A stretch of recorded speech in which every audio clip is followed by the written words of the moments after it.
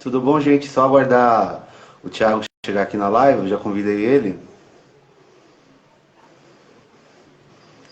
Olá, tudo bom, Xará? Boa tarde, tudo bom e você? Tudo bem também. É, Primeiro queria começar essa live, antes de qualquer coisa, agradecendo sua presença aqui, Thiago. É, Você, tipo, esse ano é um ano muito atípico pra gente aqui na editora, e você entrando nessa live faz parte de uma programação que a gente fez durante o ano todo, que é o Estamos Lives, né, com poetas da casa, alguns convidados vindo aqui trocar uma ideia mesmo, trazer um momento aí para a gente bater papo sobre poesia e outras coisas que surgiram. Então, antes de qualquer coisa, eu queria agradecer a sua presença aqui. Bem-vindo a todas e todas que estão aqui na live com a gente, né? É sempre um prazer participar. Eu confesso que eu não sou uma pessoa muito das lives. Geralmente quem faz as lives aqui é minha companheira, mas eu queria fazer essa live contigo porque já viemos de um processo, né? E muito bem-vindo. A sua primeira vai ser a sua primeira live. Depois acho que a gente vai ter uma outra live de lançamento e a gente já vai falar um pouco do livro. Mas eu queria primeiro passar a palavra para você para a gente começar essa live. Em seguida eu vou dar uma mediada para a gente conversar um pouco sobre o livro, tá bem? Maravilha, eu é que tenho que agradecer, estou muito feliz de poder estar aqui com você hoje, te agradeço as palavras, te agradeço toda a atenção, todo o processo de elaboração do livro, do meu livro novo, Anjo Frito no Amor de Dois Deuses, que está sendo lançado agora em pré-venda com vocês, estamos em campanha de pré-venda, e estou muito feliz, muito satisfeito com o resultado editorial do livro, com o tratamento, com tudo. Ah, que massa. E Tiago, meu querido, vamos começar um pouco falando, antes de adentrar no título, Anjo Fris no Amor de Dois Deuses, né? Que é um título muito bonito mesmo e muito criativo também. Eu queria que você contasse um pouco, se você achar pertinente, né? Porque o seu livro, na verdade, ele não começa no Brasil, né? Ele começa lá em Portugal. E quem é o seu primeiro editor ali é o Vlad, né? É com ele que você faz o contato. Então, até para as pessoas que estão entrando na live, estão, né, para conhecer um pouco desse seu processo. O Thiago começa o processo dentro da editora Urtal do outro lado do Atlântico. E daí ele É, atravessa e a gente segue por aqui. Então, eu queria que você comentasse um pouco sobre isso. ele é um livro intercontinental em todos os sentidos, né? Porque, na verdade, você tem toda a razão, ele começa em Portugal, onde eu morei um pouco mais de 4 anos, vivi 4 anos e alguns meses em Lisboa, é, ao passo que alguns poemas dele foram feitos no Brasil, né? Sejam poemas escritos no Brasil no período em que eu morava em Portugal, não é? E vim para o Brasil visitar a família e acabaram acontecendo aqui, sejam poemas não inéditos que acabaram por ser inseridos de outra maneira, reelaborados, retrabalhados e republicados, mas que já existiam previamente. Você está me ouvindo bem? Perfeitamente. Porque às vezes aparece para mim aqui que está travando um pouco a sua imagem. Eu te ouço perfeitamente. Então, mas, assim, essa é uma minoria, né, de textos que já existiam antes e que foram reelaborados por razões várias. De modo geral, os textos foram, sim, como você disse, escritos em Lisboa. Eu fui para Portugal no final de 2015 para fazer meu mestrado em estudos de teatro e acabei ficando para emendar num doutorado em estudos portugueses e românicos.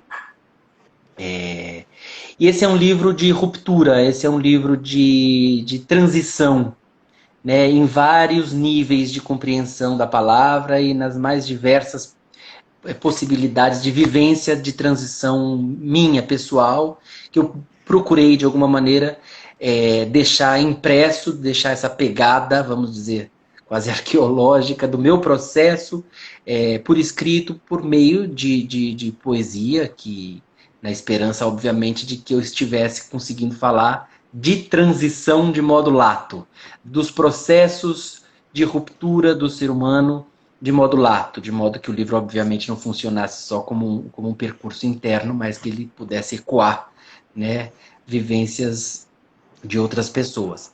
Mas sim, é um livro que nasce na interlocução, na intersecção, melhor dizendo, desses dois idiomas portugueses, né? O do Brasil e do de Portugal. Do português e do brasileiro, como eles dizem. Vem lá, né?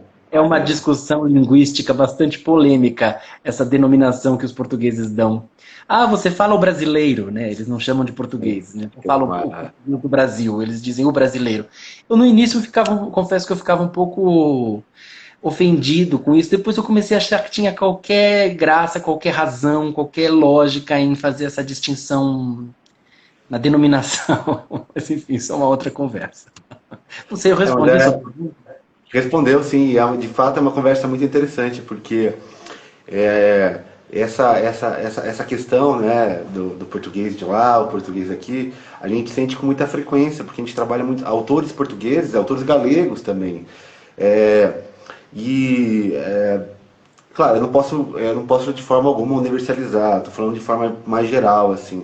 Mas a gente sente uma certa resistência mesmo com o português do Brasil. Como alguns casos que a gente já ouviu, não vou citar nomes específicos, alguns poetas falando, essa tradução eu não leio. Essa tradução eu não leio porque foi traduzido com o português do Brasil. Né? A gente acha que acaba sendo um pouco mais receptivo. E também já sentimos aí como que eles têm essa coisa conservadora mesmo da língua, né? Mesmo tendo um acordo ortográfico comum, eles têm muito orgulho de usar o português daquela forma e diferenciam mesmo o português de Portugal, o português do Brasil. E aproveito e adentro, então, nessa questão, porque como você falou que seu livro tem essa experiência de dois lugares, eu queria que você comentasse, se você achar viável, um pouco dessa sua experiência que foi viver lá, né?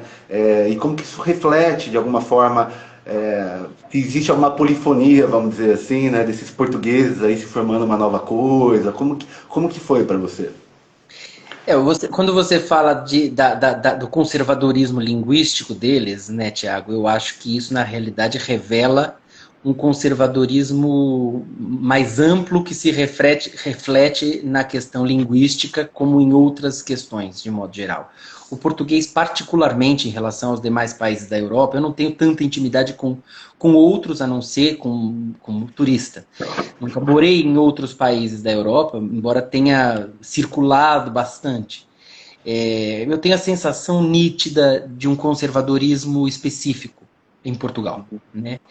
E de uma relação ambígua e dialética, mas sobretudo ambígua, deles para conosco, porque é uma relação de amor e ódio, é uma relação na ambiguidade, na concomitância de sentimentos. Eu acho que a relação do português com a sua própria vivência psicossocial, ela é, por si só, carregada dessa contradição, dessa dialética, né? A própria vivência do fado, a própria tragicidade, a própria densidade com que eles experimentam a vida é sempre no limiar, né, da dúvida, daquilo que é e não é ao mesmo tempo. A mesma coisa acontece com eles em relação ao Brasil. Então, essa questão da tradução que você menciona, ela é muito sintomática.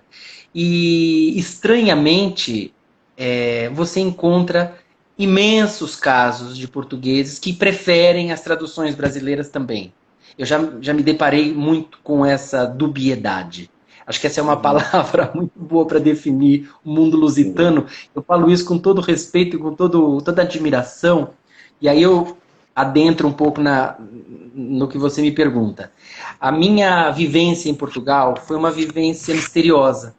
Foi a vivência de uma pessoa que tinha conhecido o país como turista um ano antes, no ano seguinte volta para morar e vivencia um amálgama com aquela cultura, uma experiência de reviver, uma experiência de relembrar, e portanto de já conhecer. Era um conhecimento de causa que estava em jogo ali para mim. Então, embora eu seja um brasileiro, seja uma pessoa muito mais solar e muito mais pragmática e objetiva no modo de encarar as coisas do que a média do povo lusitano, havia qualquer coisa em mim que compreendia profundamente aquela solenidade toda. E isso me ajudou muito a me repensar, a entender, pelo contraste das nações quem eu era enquanto indivíduo. O que eu era antes de me mudar, o que eu passei a ser depois que eu me mudei e, ao mesmo tempo, aquilo que eu continuei sendo depois que eu mudei. Ou seja, estamos falando de buscar a própria essência, né? E por que eu estou fazendo esse preâmbulo todo?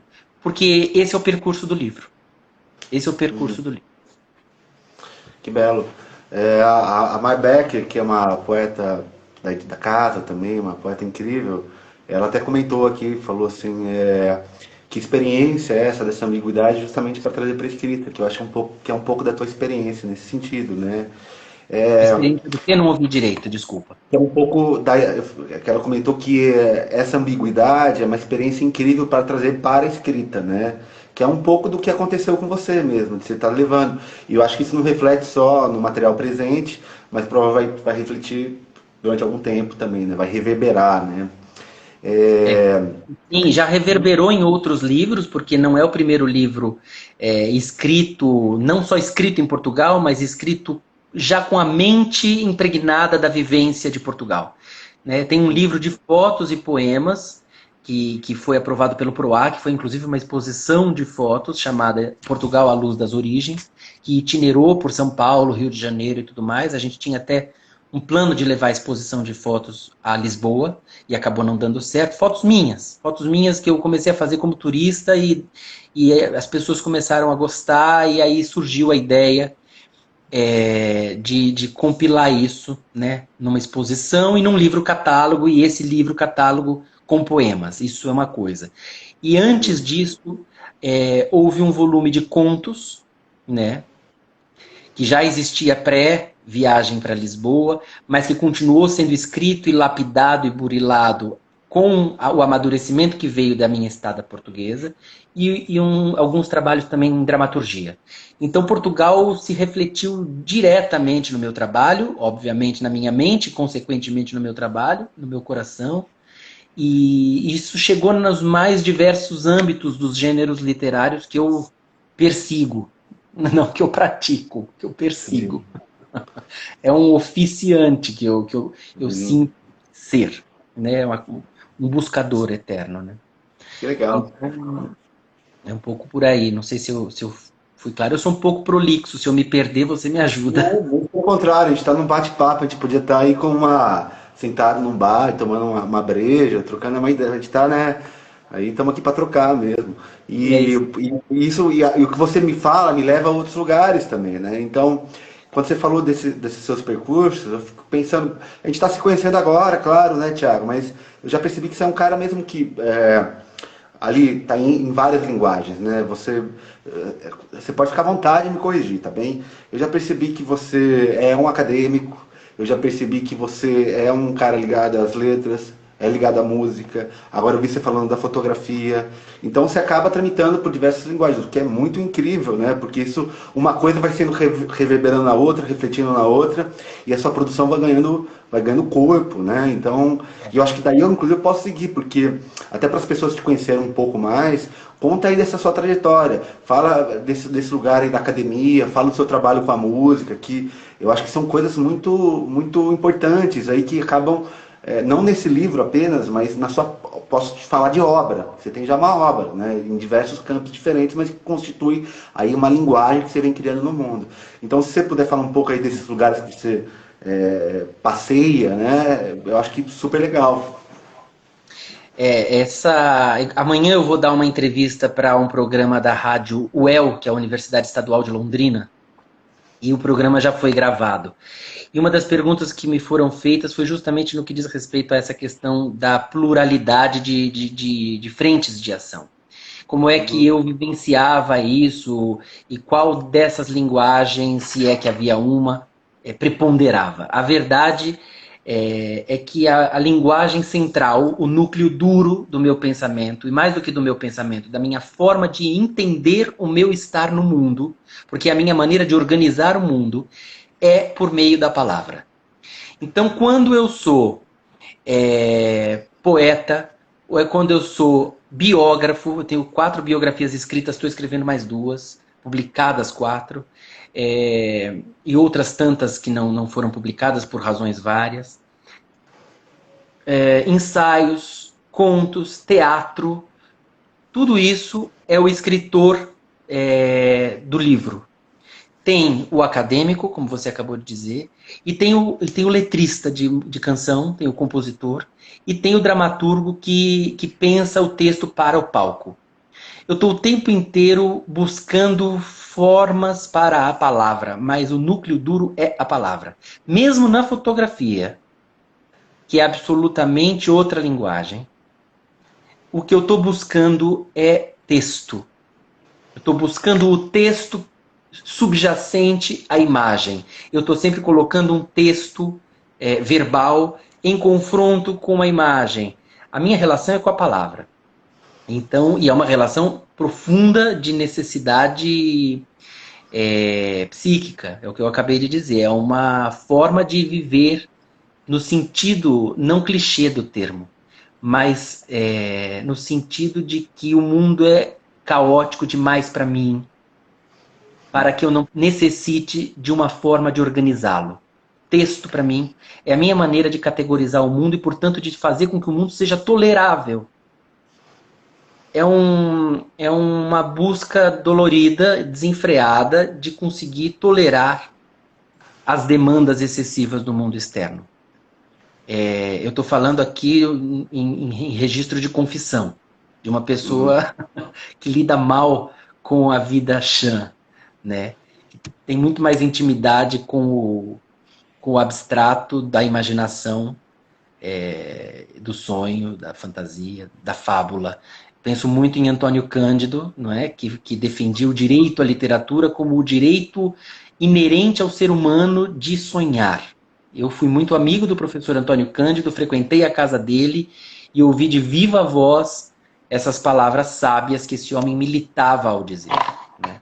Então, para mim, é isso. O direito da literatura é o direito do sonho, da fábula, do homem não precisar querer só comida. A gente quer comida, diversão e arte. E é tudo importante igual. Que massa. E que interessante isso de como que, na verdade, você tenta extrapolar através de outras linguagens, mas sempre na busca da palavra, né? Isso é uma coisa bem interessante mesmo, né? E eu queria adentrar um pouco no seu livro agora, porque eu, agora há pouco, antes de começar a live, eu abri o livro, assim, e você me trouxe uma memória muito bacana, e eu queria comentar com você essa memória. Você é um leitor eu percebo que você é um leitor de Mário de Andrade, né? Se eu estiver enganado, você pode me corrigir. E eu estou falando isso aí porque num dos seus primeiros poemas eu percebi que você usa uma epígrafe, que é toda canção de liberdade vem do cárcere. Que se eu não me engano, você até, novamente, pode estar enganado, e me trouxe uma memória agora, porque foi um livro que eu li na adolescência, que de um prefácio, chama Prefácio Interessantíssimo, né? E que ele cita do Mário, que ele cita essa frase, né? E por que eu estou remetendo isso? Por uma questão específica. Porque você está falando sobre essa busca, através da palavra, de extrapolar, né? E isso me remeteu diretamente a essa ideia, né? Dessa busca pela palavra, porque toda canção de liberdade vem do cárcere. Então, a gente está sempre tentando extrapolar alguma coisa que a gente não consegue, volta e não consegue, e está nessa luta constante, né? E é uma frase que eu pessoalmente gosto muito. Eu nunca li o livro, eu encontrei essa frase especificamente no prefácio Interessantíssimo, né? Eu fui um leitor de Mário de Andrade voraz e assíduo há muitos anos. Faz muito tempo que eu não volto ao Mário. Faz muito tempo que eu não volto ao Mário. Mas é uma referência forte, evidentemente. Essa epígrafe não foi no prefácio Interessantíssimo que eu colhi. Se não me falha a memória, foi numa antologia de poemas do próprio Mário. Já não me lembro, realmente eu não me lembro se foi isso mesmo, se a minha memória está me traindo, mas se for o que eu estou imaginando, é uma edição recente do Pauliceia Desvairada, que eu tive a oportunidade de ler em Lisboa, né, de reler em Lisboa. E esse livro, como essa epígrafe anuncia, e o poema que vem após a epígrafe anuncia, ele é um livro muito no limiar da literatura com a filosofia. Se é que toda literatura não vive nesse limiar, né? Não sei. Eu acredito muito nessa verdade. Aliás, outra frase do Mário que ele diz que é uma maravilha, toda arte é uma proposição de verdade. Não é a verdade, é uma proposição de verdade, dentre tantas, dentre as infinitas, né, possíveis. E essa é a minha proposição de verdade que eu tento expressar nessa epígrafe que não é minha e da qual me aproprio, que é a ideia da necessidade do cárcere simbólico como uma referência indispensável para o ato criativo. Nesse aspecto, eu estou muito com Tom Zé, que diz que precisa se sentir completamente cerceado e amarrado para poder criar. Não estou fazendo uma apologia da censura, veja bem. Estou fazendo uma definição de liberdade, do que seja liberdade. Eu só acredito na liberdade quando a gente olha para frente e vê o limite do nosso potencial de ação, não é? Se me dão o mundo todo, eu não tenho o que fazer com isso. Eu só tenho o que fazer se eu tiver o contorno dentro do qual agir. É a questão da referência mesmo, né? Não é à toa que a capa do disco Estudando Samba do Tom Zé tem arames farpados enrolados, assim, né? O símbolo do aprisionamento. Para mim é muito mais fácil, inclusive, isso é uma conversa maluca que eu estava tendo com uma grande amiga minha recentemente sobre poesia, sobre crítica literária, enfim, que é a questão do verso livre e do verso metrificado, né? Uhum. Eu faço as duas coisas, mas frequentemente eu me sinto mais motivado e mais capacitado a alçar voos de ter achados e de fazer imagens mais ousadas e mais criativas quando eu me sinto aprisionado pela métrica. O que é, obviamente, uma questão minha, subjetiva, né? Claro. Só para ilustrar um pouco o que a epígrafe diz. Toda canção de liberdade vem do cárcere, sobretudo pela percepção do que é liberdade, que só fica totalmente realçada quando a gente tem também o contraponto. É luz e sombra, vida e morte, todos os dialogismos do ser humano. Dicotomias, né? É lógico, uma coisa realça a outra, assim como eu entendi melhor o Brasil quando fui morar em Portugal. É um pouco por aí. Deixa eu fazer a Mar Becker fez um comentário que eu achei bem interessante. Ela falou que naquela tua fala que você estava comentando de que você vai buscando a palavra em diferentes linguagens, ela disse que ela lembrou do Tarkovsky, que era um cineasta da imagem, falava por imagens, mas era ao mesmo tempo atravessado pela palavra, nos poemas do pai dele, que surgiam sempre uma outra cena. Achei interessante, eu não sabia disso, na verdade, dos poemas do pai. Não conhecia essa referência, não sei se você conhecia, né? É uma imagem poderosa, sobretudo por serem os poemas do pai. Aí dá muito o que pensar sobre ancestralidade, sobre o mundo patriarcal, porque não são os poemas da mãe, são os do pai, e a gente pode pirar aí, né? Mas sim, eu acho que tudo texto. Não é tudo palavra, obviamente, mas é tudo texto. E um Uhum. texto dialoga com o outro, né? E, aliás, essa questão da paternidade, da ancestralidade, da memória, do background familiar e daquilo que a gente tem que romper para poder se individuar sem deixar de ser o que nós fomos anteriormente, esse é o mote principal do livro, que não está em todos os poemas, obviamente, mas funciona para mim como uma espinha dorsal, né? O amor de dois deuses que te frita. Sim. Nossa, você falou tantas coisas, eu tenho vontade para tantos assuntos. Você falou do Tom Zé, eu sou apaixonado pelo Tom Zé. Eu estava esses dias escutando aquele álbum genial dele que é Tribunal do Facebook, né? É E maravilhoso. é maravilhoso, ele é maravilhoso. Mas a gente parece que vai ter que marcar outros papos para seguir por aí. O que eu, antes de entrar mais assim no corpo do livro, vamos falar um pouco do que ele acompanha, porque tem um belo de um paratexto, né? Que tem um belo de um prefácio que segue um pedaço na orelha. Eu queria que você comentasse sobre ele. Eu não vou dar o spoiler aqui, vou deixar você falar um pouco sobre isso. Tá bom. O que eu posso dizer? Tenho a alegria de ter um texto de introdução do livro, um prefácio assinado por Zélia Duncan, que, além de ser uma das grandes cantoras e compositoras do país que todo mundo conhece, é uma mulher profundamente comprometida com a literatura, com a palavra poética, é uma escritora que vem cada vez mais ampliando as suas possibilidades de exploração de outros gêneros, e é uma pessoa que depois de famosa, que depois de ter estourado nas paradas de sucesso, nunca deixou de se reinventar, inclusive de fazer uma faculdade de letras, o que foi um trampo para ela, porque você imagina a Zélia Duncan numa faculdade tendo que conciliar tudo com show e tudo mais, o show, né, da carreira. Zélia é uma mulher que transita também por linguagens, que está o tempo todo buscando teatro, está o tempo inteiro buscando a palavra escrita. Quer dizer, embora ela esteja com o pé mais fincado na música e eu com o pé mais fincado na literatura, a Zélia também vai para a literatura e para o teatro, e eu também vou para a música e para o teatro. De modo que a gente tem tripés muito parecidos e somos amigos, né? Então foi muito natural para mim pensar no nome da Zélia para propor que ela lesse os poemas e dissesse o que achava e se valia a pena e que ela me desse para esse convite que eu ousei fazer para ela. Dentre tantas vezes que nós estivemos juntos em Portugal, todas as vezes que ela ia cantar em Lisboa, a gente se via e eu ia assisti-la.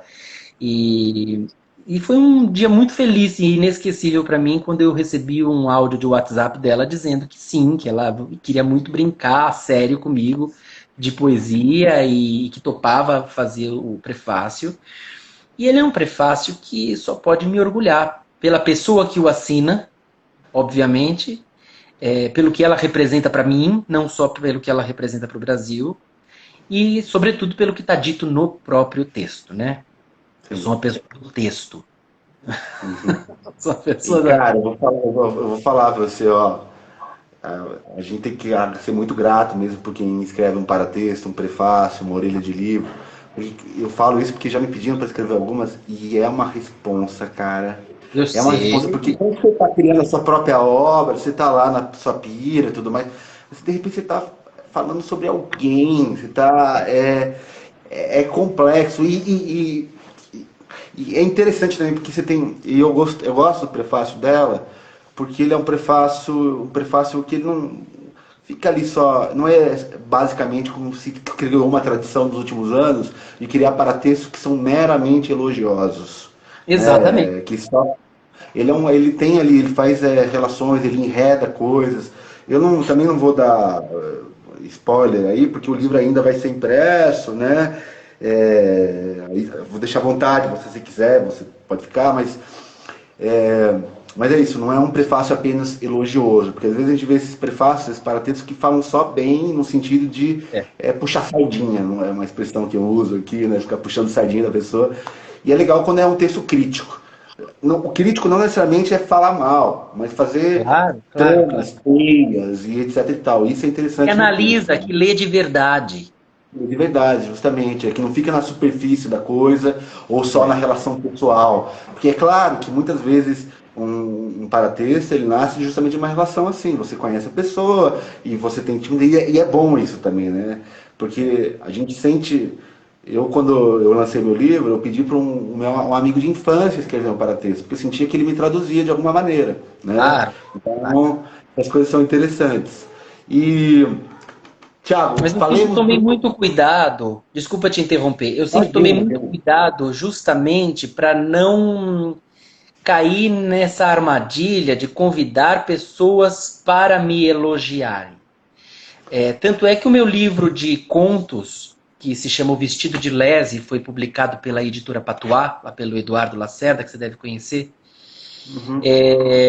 Tem 2 textos de introdução. Um deles é, inclusive, levantando problemas no meu livro, né?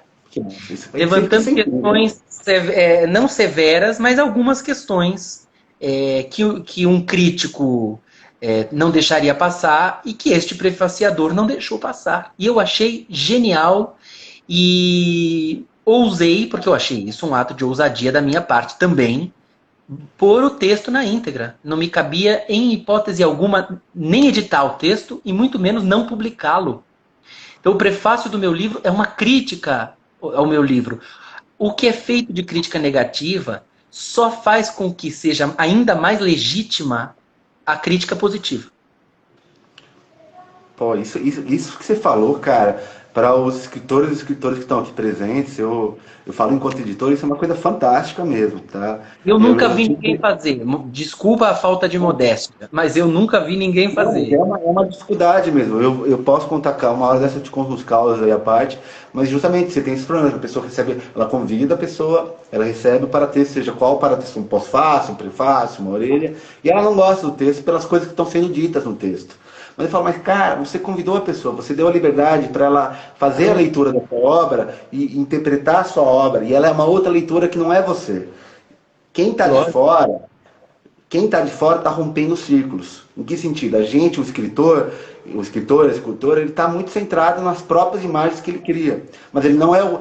Mas é muito difícil ser leitor de si mesmo. Ele tem que deixar a coisa reverberar para fora, né? E tá aberto para que os outros leitores, leitoras vão dizer, né? Então, É. eu acho que você fala uma coisa sensacional e, inclusive, te parabenizo que de fato é um ato de humildade, de coragem. Você falar, bom, cara fez uma crítica negativa, vou deixar ele na orelha do meu livro. Pô, Eu não, fantástico. eu não, não digo para você que foi uma decisão fácil, né? Porque como todo escritor e como todo artista, eu quero ser amado, eu quero ser gostado, eu tenho a minha vaidade.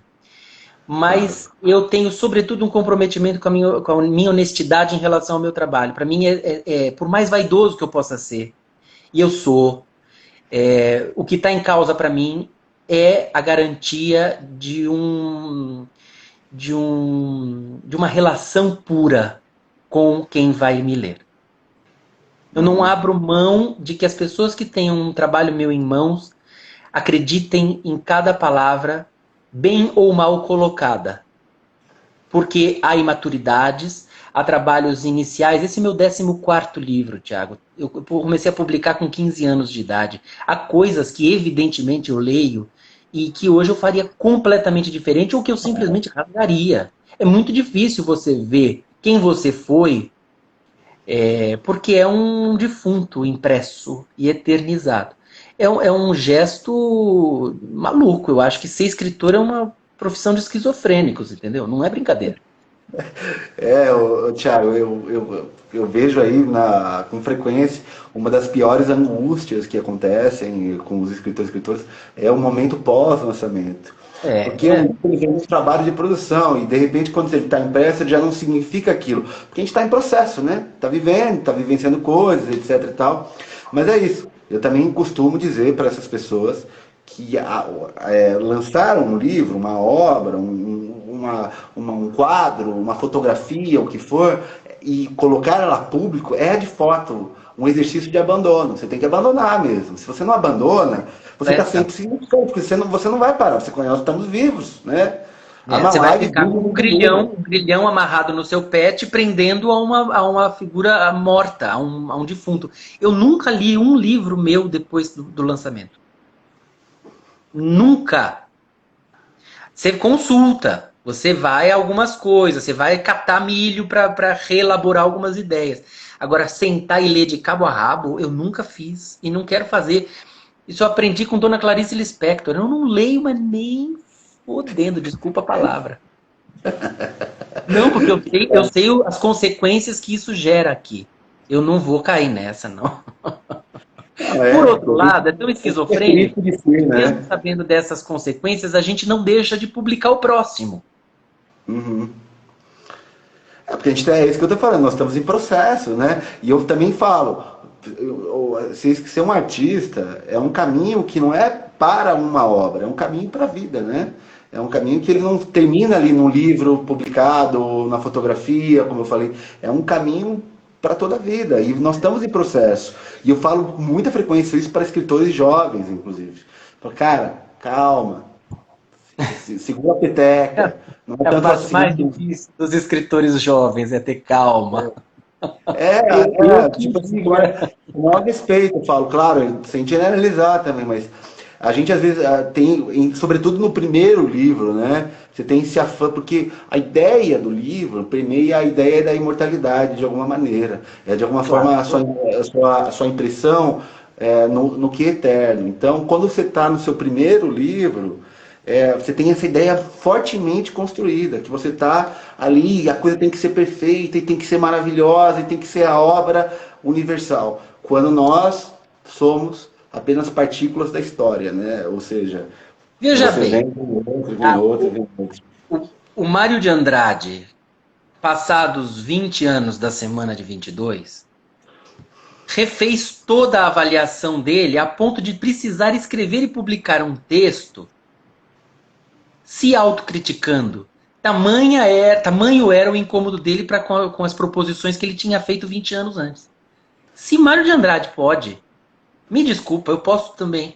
Porque a gente se arrepende, a gente muda, é mais do que arrependimento. A gente vira outra coisa. Sendo na essência o mesmo, mas a maturidade gera a possibilidade de você deixar aquele pensamento expresso de uma outra forma. É a forma a questão, mais do que a essência. Que eu acredito muito não na imutabilidade da essência, mas eu acredito que muitos dos elementos que nos compõem nos comporão para o resto da vida. Tem muita coisa aí, genética, tem questões astrais, tem questão. Pode falar a lista que for.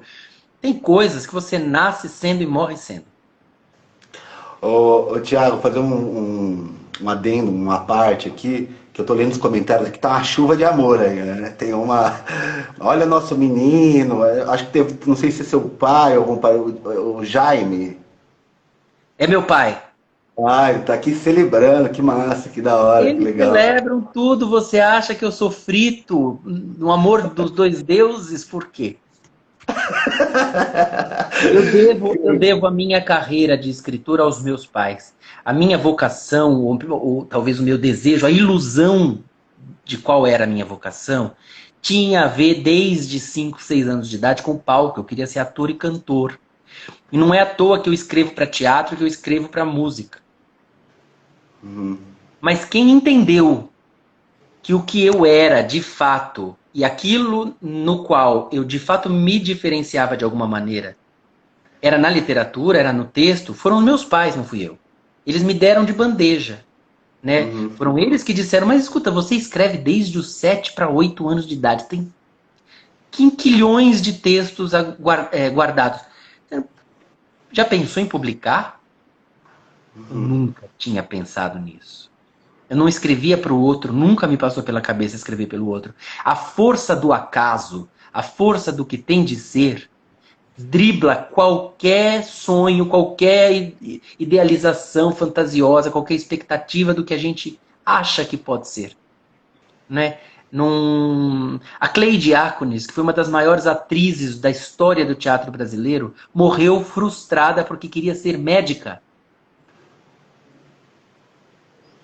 Que interessante. Ô Thiago, tem uma pessoa aqui chamada Gisele Sogaia, eu acho, que está Minha mãe. perguntando, ela tá perguntando, e eu? Meus pais, eu falei meus pais. Tá registrado, tá registrado. Tá registrado, legal. Vamos falar um pouco desse título agora, porque eu acho que a gente pode falar um pouquinho do título, um pouquinho da sequência do livro agora, eu tô com ele aberto aqui, e depois, se você se sentir à vontade, meu caro, eu te pedi, se você quiser e se sentir à vontade, para você ler alguma coisa pra gente também, que é muito legal escutar o texto vivo, né, na voz do poeta. Eu não tenho nada na mão, eu não tenho os textos aqui, eu teria que ligar o computador. Aí fica ao seu critério, fica a seu critério, se você Tá. preferir, tá? Fica de verdade, ao seu critério. A gente já pensa em alguma coisa. Tá. Tiago, título. Anjo Frito no Amor de Dois Deuses. Eu venho de uma relação muito forte com a questão da mitologia grega e da própria história do teatro, e particularmente com o que a sociedade ocidental herda no modo de sentir aquilo que é tragicidade. O meu tema de mestrado são as heranças clássicas e particularmente trágicas na obra teatral do Fernando Pessoa. E, posteriormente, o meu tema de doutorado é também uma investigação sobre as marcas trágicas, classicizantes, se a gente quiser chamar, na lírica do fado, no repertório da Amália Rodrigues. E eu estou falando de literatura, porque a Amália Rodrigues musicou para fado centenas de poetas da literatura portuguesa e brasileira. Ela cantou Cecília Meirelles, ela cantou Camões, ela cantou Almeida Garré, né? E para não falar nos poetas portugueses contemporâneos dela, né? Pedro Homem de Melo, Davi Mourão Ferreira, Manuel Alegre, Ari dos Santos, vai falando, Natália Correia, enfim. Por que eu estou dizendo isso? Porque a minha questão que Portugal propicia em mim de ruptura, né? Com uma estrutura de vida maravilhosa, mas cujo modelo já estava se esgotando. É substituído esse modelo por um novo modo de compreender as coisas. E esse modo eu recebo de bandeja de Portugal e de tudo que a poética portuguesa me oferece. Mais uma vez, não é da vida concreta, cotidiana, que eu recebo os meus insights, as minhas possibilidades de como me colocar no mundo. Da lírica, vem da poética, vem da fantasia, da imaginação. Como os meus temas de investigação acadêmica têm muito a ver com Grécia e com tragicidade e com o fado, me pareceu, no mínimo, coerente que o título do livro fizesse ao mesmo tempo alusão a essa ruptura, a essa questão do reformular-se, né, com a alusão mitológica. Título que faz uma ironia, uma brincadeira, não é uma coisa a ser levada totalmente ao pé da letra, né? Sim. Mas eu estou sobretudo falando de processos de identidade. Ao fim e ao cabo, como dizem os lusitanos, ao fim e ao cabo, é disso que eu estou falando. De memória de quem fui e de projeto de quem serei. Aí no meio disso tudo está o presente, que é uma cagada. Não, que eu tô olhando aqui pro lado, que eu tô olhando o seu livro, né? E isso que é muito interessante, porque como que está amarrado no que você está dizendo sobre essa questão das vivências. Porque eu acho que todos os poemas estão assinados, né? Assinados em que sentido? Ele tem a datação e tem o lugar que você estava, né? Porque eu acho que isso é muito, pela proposta do livro, isso é muito condizente, né? Traz muita informação dentro do poema, o local e a data, né? Então... Eu uma vez li, não sei se era Mário Quintana, dizendo que poemas não deveriam ser datados, porque o poema é atemporal, porque uma obra de arte é atemporal. E aquilo fez a minha cabeça, e eu parei de datar os meus textos durante um período. Me arrependi amargamente, porque eu sou um aquariano com lua em câncer. Quem sabe o que astrologia significa, sabe o quão ligado, o quão apegado eu sou à minha origem, à minha ancestralidade, à minha memória, à minha história, né? A lua em câncer traz esses elementos. Eu comecei a entrar em desespero quando eu pegava textos meus, que eu sabia que eram super antigos, e eu queria determinar quão antigos. Eu queria saber de onde eles vieram, né? Para saber também para onde eles iriam, de alguma maneira. Porque eu não sou um passadista, eu tenho toda essa relação com a ancestralidade familiar, com a história do Brasil, com a história de Portugal. Eu sou uma pessoa que vai recuar tudo às origens. Eu fui logo para a Grécia clássica, entendeu? Eu não vou para a Idade Média. Não. A Idade Média para mim é ontem. Eu quero 8.000 anos antes de Cristo. Mas eu não sou um passadista, eu não sou um nostálgico. Ao contrário. Nesse sentido, eu sou muito aquariano, porque eu tenho o olhar posto lá na frente. Mas para mim, olhar para frente só faz sentido se eu souber projetar esse para frente. E esse projeto tem a ver com conhecer o passado. Então tem a ver com a dialética, né? Do passado, do presente, do futuro e toda essa ladainha. E eu me perdi completamente no que eu estava te dizendo. Não, imagina, a gente estava falando sobre a questão, você está fazendo uma inferência, porque a gente está falando da datação, e daí você está Ah, falando da da datação dos datação. poemas, e daí você está fazendo uma inferência, explicando essa sua relação com o tempo, né? Eu entrei em desespero porque uma parte da minha obra escrita não estava datada e voltei a datar. Para mim é importante ter essa referência. Isso não faz com que a minha poesia seja menos atemporal. Ela vai ser atemporal se ela for boa poesia. Eu corro o risco de ser como corro o risco de não ser. Não vai ser ter data que muda as coisas. E em se tratando de um trabalho, eu faço isso com todas as poesias, com todos os livros, tá? Não tem a ver com este trabalho por uma especificidade Uhum. dele. Mas casualmente nele faz um sentido ainda maior, né? Porque é um livro, como eu já falei, que trabalha, né, nesse limiar da filosofia, da busca da identidade, e aí eu estou discutindo identidade, o que é identidade, o que pode vir a ser identidade. Não a minha. Não espero que o meu livro não seja um diário pessoal e subjetivo. Gostaria que ele pudesse ser lido por qualquer pessoa. Claro. E aí tem outra questão que entra nesse jogo também, dessa dialética, que é a Alma Imoral, do Newton Bonder, que foi encenada pela Clarice Nisquier, né, só foi interrompida pela pandemia, mas estava há 10, 12 anos em cartaz no Teatro Eva Herz, na Livraria Cultura.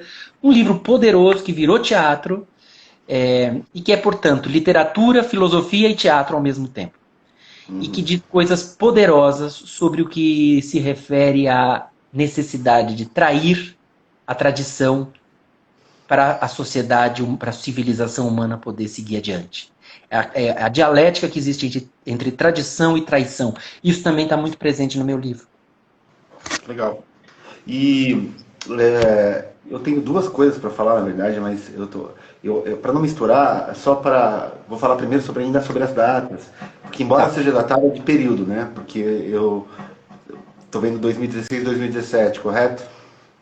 Ah, e tem provavelmente coisas de 2002, os meus primeiros poemas, não sei, não tenho bem certeza, já não me lembro. Eu vi, mas pelo que eu tô passando aqui no seu livro, tem um fluxo grande aí que acontece em 2016, 2017, alguma coisa de 2018. É. E tinha muito mais poesia que, por uma questão óbvia, eu acabei cortando, né, no diálogo com o Vladimir, e o livro ia ficar a lista de Schindler. Eu achei que o leitor não merecia, né? Fiquei com pena do meu leitor e cortei metade do livro, metade mesmo, né? É, mas tem coisas bem recentes também, né? Eu tô vendo, porque a gente começou nosso papo, aí que você estava voltando para o Brasil em março, mais ou menos, né? Voltei para É, o Brasil em novembro do ano passado, faz um ano exatamente. isso, justamente. E eu tô vendo que tem coisas de janeiro de 2017, de 2019 no seu livro, né? Tem, tem. Então é uma coisa que foi acontecendo. Eu percebo que embora tenha mais, mas é isso. O que você fez? Como que você construiu isso? Você pegou, você fechou a obra dentro de matemática? Como que você construiu? Não, Como você juntou esses, entendeu? não. Com poesia eu não faço isso, a não ser no trabalho atual que eu estou desenvolvendo com Paulinho Daflin, que é um dos maiores violonistas do Brasil, um violão de ouro que toca com Bethânia, com Jair Rodrigues, ele tocou muitos anos, e com quem eu tenho um projeto musical em que eu faço poesias e ele musica, ele coloca melodia. Não vou entrar no detalhe do tema do projeto, ele tem um tema muito específico, mas ainda não está na hora de contar. Tudo isso é só para dizer que, quando se trata de um projeto como esse, eu trabalho dentro de uma linha espinha dorsal. Uhum. Ao contrário disso, eu trabalho livremente, conforme a minha intuição me guia. Não sou eu quem me navega é o mar. E depois é tudo a posteriori, é a recolha do material, é a ordem em que ele se apresenta. Isso sim é trabalho de concatenação.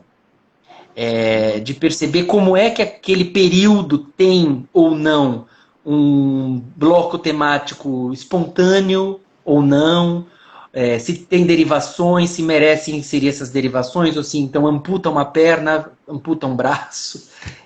O trabalho é a posteriori. O ato criativo nunca é condicionado. Eu nunca escrevo um livro pensando que eu estou escrevendo um livro. Eu escrevo. Depois eu vejo o que rola. É processual também. Você vive, escreve, e depois você tem esse trabalho, que a gente costuma chamar até de um pouco de uma curadoria de si mesmo, né? De Isso, é selecionar isso mesmo, é isso mesmo. e E tal. que eu, Bem interessante. eu fiz isso a vida inteira. Nunca tive nenhum editor que fizesse isso assim, que sentasse comigo para trabalhar, e nem qualquer outro tipo de processo que não fosse esse. Legal. E uma temática que eu queria trazer aqui, que eu achei que você falou algumas vezes, o Vlad, ele tem uma entrevista que ele está fazendo com diversos poetas. Eu não sei se você fez ainda, se não fez, provavelmente logo vai fazer, logo ele vai te mandar essa entrevista também. E tem uma pergunta que é quando você escreve, se você pensa nos seus interlocutores, né? Tem alguns poetas que dizem, não penso nos interlocutores, eu crio a noção ali de subjetividade minha, e, né? Mas eu achei na sua fala muito interessante, porque você tem como quero dizer, não quero generalizar, né? Mas você tem uma tendência, que eu sinto enquanto editor, pela quantidade de material que eu leio. Eu estou fazendo uma curadoria agora de São Paulo, de livros, e tinha 380 livros para me ler, de material, muito livro. E eu sinto uma certa tendência de um subjetivismo muito próprio, assim, uma coisa muito individual na poesia.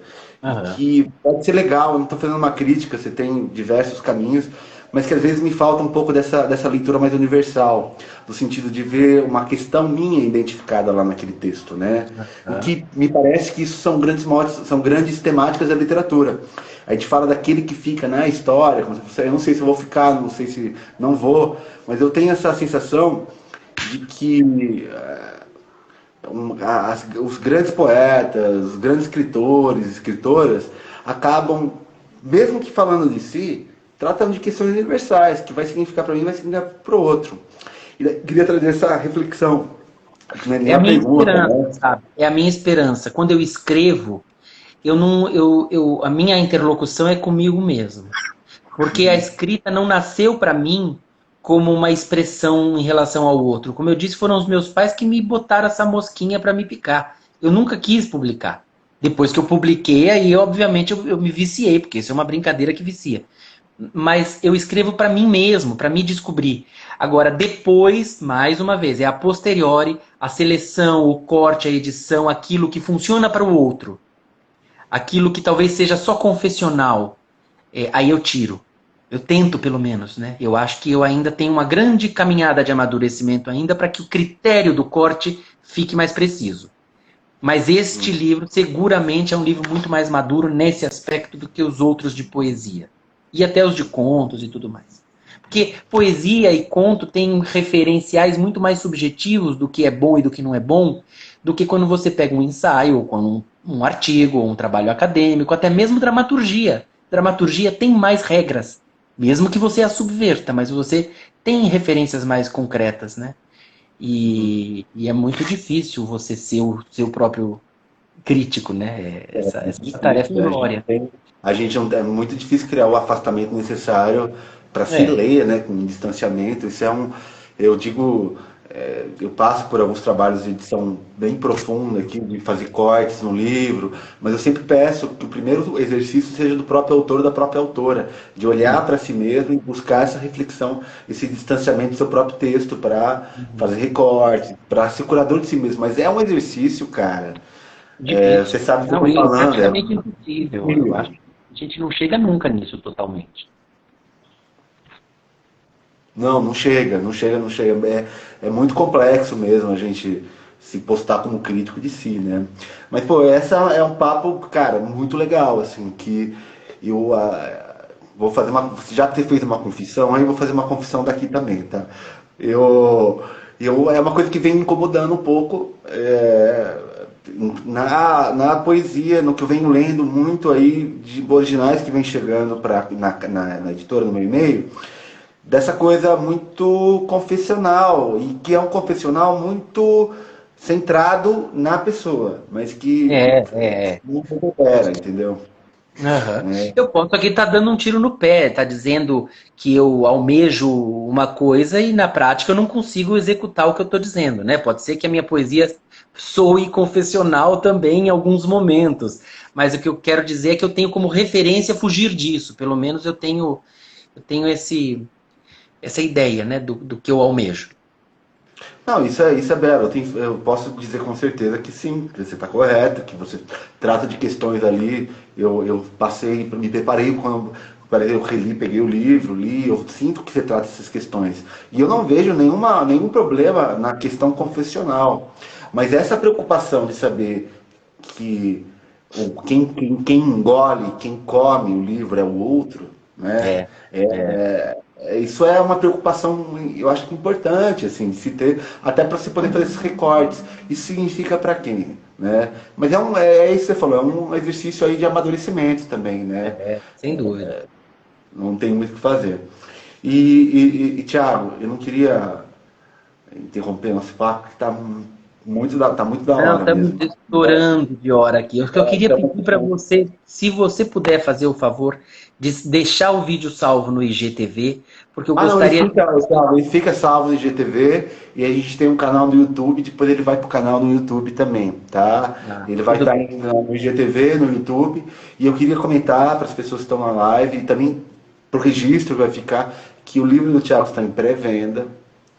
Eu acho que tem mais umas 2, 3 semanas de pré-venda, né? Depois Mais uns 5 dias. eu vou marcar direitinho ali no post para todo mundo acompanhar. Tá lá em pré-venda, livraço, vale a pena. Tomara E, que valha. meu cara, tipo, Thiago, cara, que bom que a gente conversou, foi um prazerzaço, cara. Adorei. Eu adorei também. Obrigado a todas e todos e Evoé pra gente. Evoé, Eparrei. Vai. Um beijo, querido. Muito obrigado. Eu te agradeço. Tchau, tchau. Tchau.